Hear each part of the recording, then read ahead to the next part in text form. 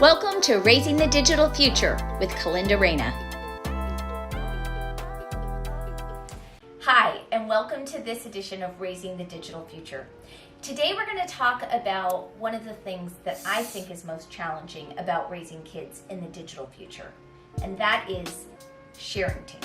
Now, all of us are super excited about sharing online adorable baby pictures of our kids, or the funny things they say, or the silly things they do when they're in the bathtub. And that has created this concept of sharenting, which is publicizing what our kids do online in social media. Now, while it's a great thing to be able to share all the joys of the new things your kids are exploring and doing, especially as they go from baby to toddler to elementary school student, we've got to stop ourselves as parents and think through what some of the potential downsides of that could be for our kids. And some of those downsides include things like risks to our children's mental well-being over time, getting tied into whether or not they got enough likes from that new post you put up on Facebook of them doing something cute, thinking about their online safety, who might look at those videos or pictures and use them in ways that we as parents never intended. Also just thinking about our kids' own relationship with us and how they might feel about us sharing so much about them. So as we think through as parents what we do and don't post online about our kids, I want to challenge you to think through 3 really important questions before you post. And that is, what is your motivation for sharing?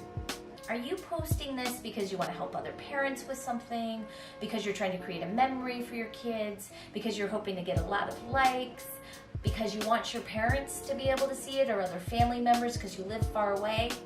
Thinking through why you're posting it will help you get a better understanding as a parent of what the appropriate thing might be for you to do in terms of who you share that with, what platforms you put it on, and just how often you should post things about your kids.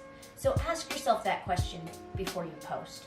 Second, think about whether or not you yourself would be comfortable if a similar video or photo existed of you that your parents had posted when you were that age. If you now found that in a Google search about yourself in your 30s or 40s, would you feel comfortable? I think that's a good barometer for us as parents for figuring out whether we're posting things that our kids will be happy being attached to their digital identity for the future, or whether something they might have concerns about.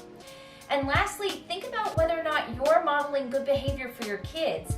One of the things that is so hard is that our kids are watching everything we do when we interact with social media and technology. And so question whether or not that sharing will teach your kids that it's okay to share more than maybe you would like them to when they get to that age where they hold their own phone and can take pictures of themselves, videos of themselves and their friends, and post them online. So make sure that what you're doing is modeling to your kids what's appropriate to post online and having conversations with them even about why you're posting something online. So take those questions into account, and if you're looking for alternative ways to share online that might be more privacy protective, consider some of my favorite apps, 23 Snaps, Google Spaces, and Notably. Go on the App Store and you'll find that there are a ton of options for parents today to share videos, photos, notes about our kids in a way that is safe for them, but can still get to the right people, our family and friends. I hope you found those tips helpful, and if you did, please make sure to like and hit subscribe and join me again for another episode of Raising the Digital Future.